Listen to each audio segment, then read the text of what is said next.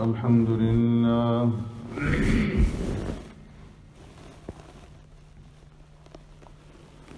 الحمد لله نحمده ونستعينه ونستغفره ونؤمن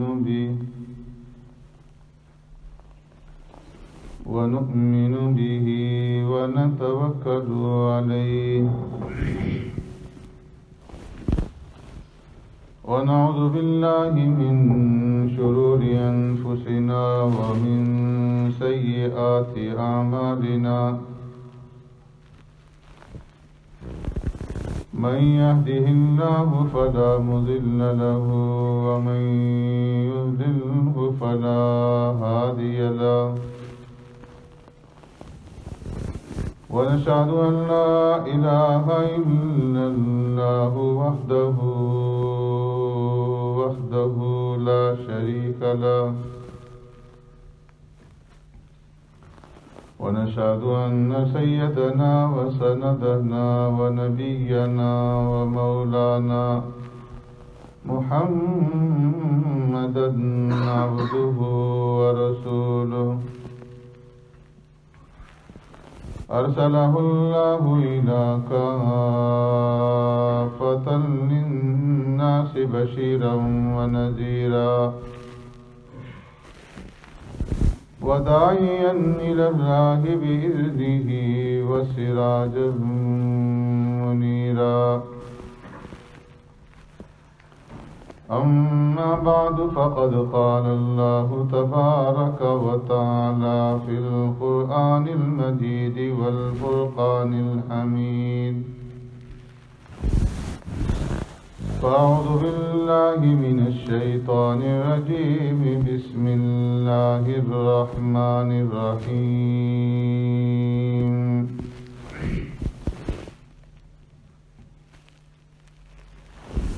لا يكلف الله نفسا إلا وسعها لها ما كسبت وعليها ما اكتسبت ربنا لا تؤاخذنا إن نسينا أو أخطأنا ربنا ولا تحمل علينا إصرا كما حملته على الذين من قبلنا ربنا ولا تحملنا ما لا طاقة لنا به واعف عنا واغفر لنا وارحمنا أنت مولانا فانصرنا على القوم الكافرين صدق الله مولانا العظيم يا رب صل وسلم دائما أبدا على حبيبك خير الخلق كلهم هو الحبيب الذي ترجى شفاعته لكل هول من الأهوال مقتحم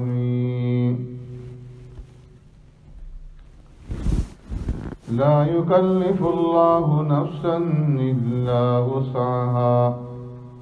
नहीं तकलीफ देता अल्लाह तबारक व ताला किसी नफ्स को मगर उसकी वुसात के मुताबिक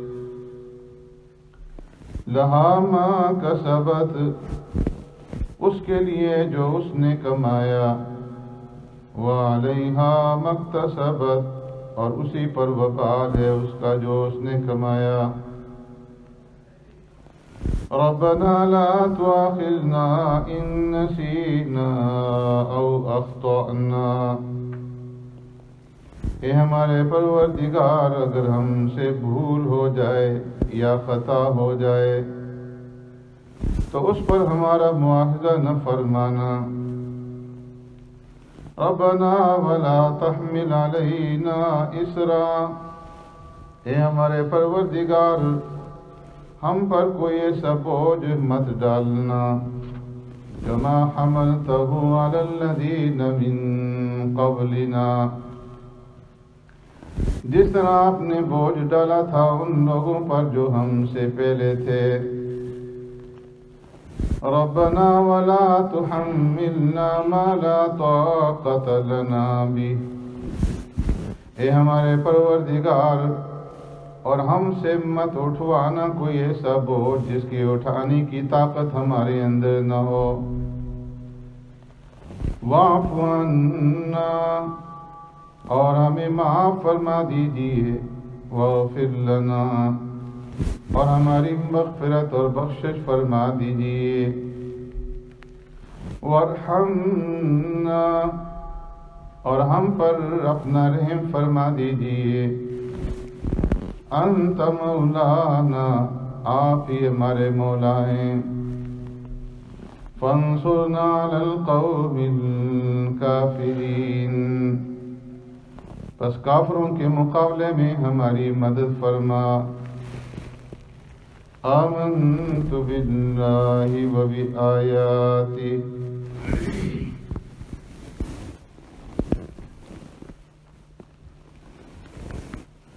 میرے محترم دوستوں، بزرگوں، بھائیوں،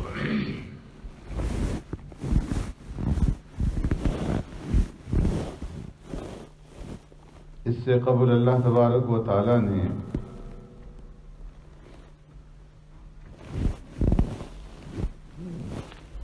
للہ ما فی السماوات و ما فی الارض والی آیت میں ایک جملہ فرمایا تھا، وَإِن تُبْدُوا مَا فِي أَنفُسِكُمْ أَوْ تُخْفُوهُ يُحَاسِبْكُمْ بِهِ اللَّهُ، کہ جو کچھ تم ظاہر کرو یا تم اسے مخفی رکھو، اللہ تبارک و تعالیٰ اس کا تم سے حساب لیں گے۔ میں نے آپ حضرات کے سامنے عرض کیا تھا کہ اس آیت کریمہ کے نازل ہونے کے بعد صحابہ اکرام رضوان اللہ اجمعین میں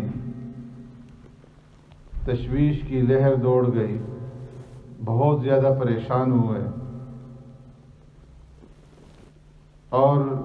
ایک وفد کی شکل میں پیارے پیغمبر صلی اللہ علیہ وسلم کے سامنے حاضر ہو کر دو زانو ہو کر کے بیٹھ گئے اور عرض کیا کہ اللہ کے رسول، اس سے پہلے اللہ رب العزت نے جو ہمیں احکامات دیے نماز کے بارے میں، روزے کے بارے میں، زکوٰۃ کے بارے میں، جہاد کے بارے میں، تو وہ احکامات ہم بجا لاتے رہے، ہماری طاقت تھی، قوت تھی کہ ہم اس کے اوپر عمل کریں، لیکن یہ جو اللہ رب العزت نے حکم نازل کیا ہے کہ جو تمہارے دلوں کے اندر خیالات پیدا ہوں گے، جو دلوں کے اندر تم بات چھپاؤ گے، تو تمہاری ان مخفی اور وساوس اور ان خیالات کے اوپر بھی تمہارا محاسبہ ہوگا، تمہاری پکڑ ہوگی۔ تو اس آیت کریمہ کے نزول کے بعد تو ہمارے لیے کوئی جائے نجات نہیں، ہم کس طرح اللہ کی پکڑ سے، اس کے عذاب سے بچ سکتے ہیں کہ جو چیز ہمارے اختیاری کے اندر نہیں ہے اور اس کے اوپر ہم سے محاسبہ ہو۔ تو پیارے پیغمبر صلی اللہ علیہ وسلم نے جواب میں ارشاد فرمایا تھا کہ انتم تقولون کما یقول اہل الکتابین من قبلکم سمعنا وعصینا، کہ کیا تم بھی آج میرے سامنے وہی باتیں کرتے ہو کہ جو تم سے پہلے اہل کتاب نے، یہود و نصارہ نے اپنے نبیوں کے سامنے بات کی تھی اللہ کے احکامات کے نزول پر کہ ہم نے سنا اور ہم نے نافرمانی کی؟ ایسا مت کرو، بلکہ یوں کہو کہ سمعنا واطعنا غفرانک ربنا والیک المصیر، کہ ہم نے سنا بھی اور ہم نے اطاعت بھی کی، کہ جو حکم اللہ رب العزت کی طرف سے آ جائے ہم اس کے سامنے سر تسلیم خم کرتے ہیں، اور ہم اس کے اوپر پوری طریقے سے اطاعت کرنے کی کوشش کریں۔ تو اس کے بعد صحابہ اکرام نے دل کی گہرائیوں سے اللہ رب العزت کے سامنے گڑ گڑانا شروع کر دیا، سمعنا واطعنا غفرانک ربنا والیک المصیر۔ اس کے جواب میں اللہ رب العزت نے خوش ہو کر کے دوسری آیت کریمہ نازل فرما دی، آمن الرسول بما انزل الیہ من ربہ والمؤمنون، کہ رسول بھی ایمان لے آیا اور اہل ایمان بھی ایمان لے آئے۔ اللہ کے حکم کے سامنے انہوں نے اپنے آپ کو جھکا دیا اور انہوں نے نہ صرف اللہ پر ایمان لائے بلکہ پھر سارے ایمان کے جو بنیادی ارکان تھے جن کا ذکر آپ حضرات کے سامنے ہو چکا، ان تمام ارکان کا ذکر کیا کہ اللہ پر بھی یہ ایمان لائے، فرشتوں پر ایمان لائے، رسولوں پر ایمان لائے، کتابوں پر ایمان لائے اور آخرت کے دن کے اوپر ایمان لائے۔ اور صرف ایمان نہیں لائے بلکہ میرے سامنے گڑ گڑاتے رہے اور کہتے رہے، سمعنا واطعنا غفرانک ربنا والیک المصیر، کہ اللہ ہم نے سنا اور ہم نے اطاعت کی اور ہم تجھ سے بخشش کا سوال کرتے ہیں اور بالآخر ہم نے تیری طرف لوٹ کر کے آنا ہے۔ اس کے بعد اللہ رب العزت نے اس آیت کریمہ کو نازل فرمایا اور فرمایا کہ لا یکلف اللہ نفسا الا وسعها،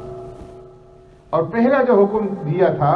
کہ وَإِن تُبْدُوا مَا فِي أَنفُسِكُمْ أَوْ تُخْفُوهُ يُحَاسِبْكُم بِهِ اللَّهُ، کہ جو کچھ بھی تم ظاہر کرو ظاہری اعمال کے اوپر بھی اور باطنی اعمال کے اوپر بھی پوچھ ہوگی، تو یہاں سے سہولت دے دی کہ لا یکلف اللہ نفسا الا وسعها، کہ ہم کسی انسان کے اوپر اس کی وسعت اور اس کی طاقت سے بڑھ کر کے بوجھ نہیں ڈالتے، بلکہ ہر ایک انسان کو اس کی وسعت اور طاقت کے مطابق اس کے اوپر بوجھ ڈالتے ہیں، اس سے زیادہ کا اس کو مکلف نہیں بناتے۔ تو اس لیے پہلا حکم منسوخ ہو گیا اور اب اس آیت کریمہ سے سہولت پیدا کر دی گئی کہ اس امت کے اندر جو کام بھول سے ہو جائیں، خطا سے ہو جائیں، تو ان کے اوپر مواخذہ نہیں ہوگا۔ جو غیر اختیاری کام ہیں جن کے اوپر انسان کا اختیار نہیں چلتا، تو ان کے اوپر محاسبہ نہیں ہے اللہ رب العزت کی طرف سے، اور جو اختیاری چیزیں ہیں تو ان کے اوپر محاسبہ ہوگا، اللہ کے سامنے جواب دہ ہونا پڑے۔ تو فرمایا لا یکلف اللہ نفسا الا وسعها، اللہ رب العزت کسی نفس کے اوپر اس کی وسعت اور طاقت سے بڑھ کر کے بوجھ نہیں ڈالتا، اس لیے کہ اسلام کے اندر سختی نہیں ہے۔ اسی صورت کے اندر پہلے رمضان المبارک کی بحث کے اندر، روزوں کی بحث میں اللہ رب العزت نے اس بات کو بیان فرما دیا تھا کہ یرید اللہ بکم اليسر ولا یرید بکم العسر، اللہ تمہارے اوپر تنگی نہیں چاہتے بلکہ اللہ رب العزت تمہارے لیے آسانی چاہتے ہیں۔ اسی طرح ایک اور مقام پہ اللہ رب العزت نے اس بات کو ارشاد فرمایا کہ تمہارے اوپر جو ہے تنگی نہیں ہے اس دین کے اندر۔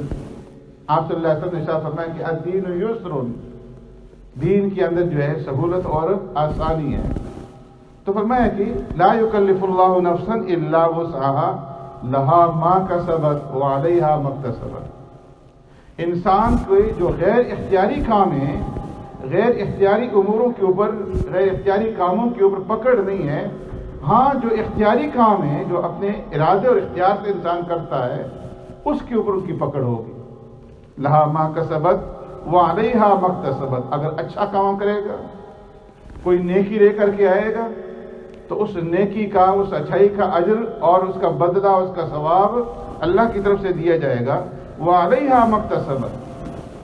اور اس انسان کے اوپر ہی اس کی برائی کا وبال پڑے گا۔ جو بھی برا کام کرے گا، بدعملی کرے گا، تو اس کی بدعملی کا، اس کی برائی کا بھی اس کو بدلہ دیا جائے گا۔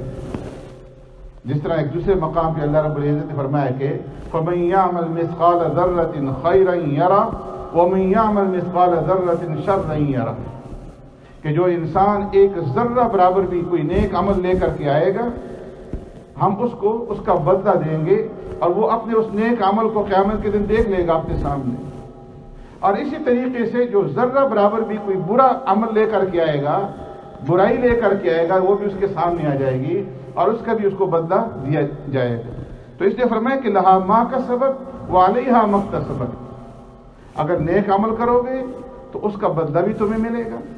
اور اگر برا عمل کرو گے تو اس کا وبال بھی تمہارے اوپر پڑے گا. اور پھر اس کے بعد اللہ رب العزت نے دعا سکھلا دی کہ اے اہل ایمان تم اللہ سے یوں دعا مانگو، ربنا لا تؤاخذنا ان نسینا او اخطأنا، کہ اے ہمارے پروردگار لا تؤاخذنا ان نسینا او اخطأنا، اگر ہم سے کوئی خطا ہو جائے، نسیان ہو جائے، بھول چوک ہو جائے تو آپ اس کا ہم سے محاسبہ مت فرمائیے.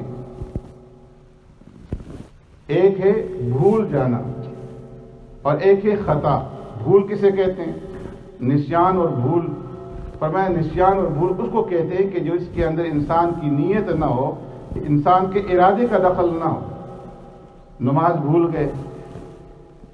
یا وضو کرنا بھول گئے اور بغیر وضو کے نماز پڑھ لی تو یہ نسیان ہے، بھول ہے. اور خطاؤں سے کہتے ہیں کہ جس کے اندر انسان عمل کچھ کرنا چاہ رہا تھا اور ہو کچھ گیا. مثال کے طور پر آدمی کلی کر رہا ہے، روزے کی حالت میں منہ کے اندر پانی ڈالا، ارادہ اس کا تھا کلی کرنے کا لیکن وہ پانی حلق سے نیچے اتر گیا تو یہ خطا ہے. شکار کر رہا تھا، اس نے گولی چلائی شکار کے اوپر اور وہ گولی جو ہے لگ گئی کسی انسان کو تو یہ خطا ہے. تو پیارے پیغمبر صلی اللہ علیہ وسلم نے ارشاد فرمایا کہ رفعت عن الامتی الخطاء والنسیان، اللہ رب العزت نے میری امت سے خطا اور نسیان کو اٹھا لیا ہے. اور اسی طریقے سے اکراہ کو، کہ اگر جبراً زبردستی کوئی کام سے لے لیا جائے تو اس کو بھی اللہ نے معاف کر دیا. کہ آخرت کے اندر ان تین چیزوں کا محاسبہ نہیں ہوگا. اگر بھول سے کوئی کام ہو گیا، خطا سے یا اکراہ سے، لیکن دنیا کے اندر اس کا بدلہ جو ہے قصاص دینا پڑے گا، کفارہ ادا کرنا پڑے گا.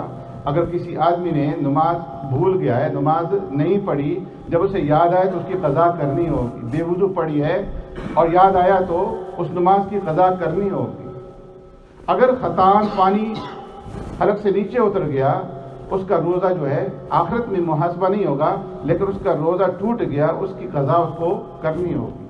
خطاً کسی کو گولی لگ گئی، اس کی دیت ادا کرنی ہوگی. تو دنیا کے اندر تو اس کا کفارہ دینا ہوگا لیکن آخرت کے اندر اس کا معاوضہ نہیں ہوگا. تو اس لیے اللہ رب العزت نے یہ سکھلایا کہ اس کے ساتھ ساتھ تم اللہ سے دعا مانگو کہ ربنا لا تؤاخذنا ان نسینا و اخطأنا، اے ہمارے پروردگار اگر ہم سے خطا ہو جائے، بھول ہو جائے تو آپ ہمیں معاف فرما دیجئے اور اس کا مواخذہ ہم سے نہ کیجیے. ربنا ولا تحمل علینا اسرا کما حملته علی الذین من قبلنا. اس کے ساتھ دوسری دعا سکھلائی کہ تم یوں اللہ سے دعا کرو کہ اے اللہ ہمارے اوپر اس طرح بوجھ مت ڈالیے جس طریقے کا بوجھ آپ نے ہم سے پہلی امتوں کے اوپر ڈالا. مفسرین فرماتے ہیں کہ اس کا مطلب یہ ہے کہ جو ان کو احکامات دیے تھے وہ بڑے سخت قسم کے احکامات تھے کہ جن کے اوپر عمل کرنا انتہائی مشکل. نمازیں بھی ان کی ہم سے زیادہ تھی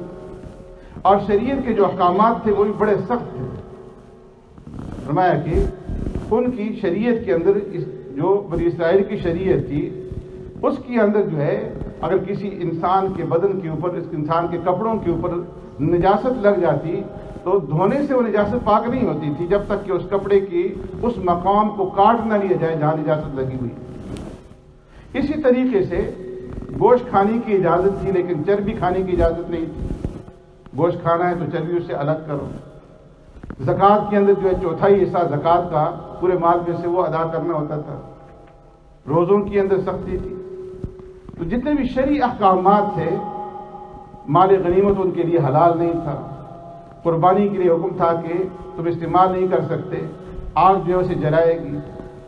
تو ان کے اندر سختی تھی. اللہ رب العزت نے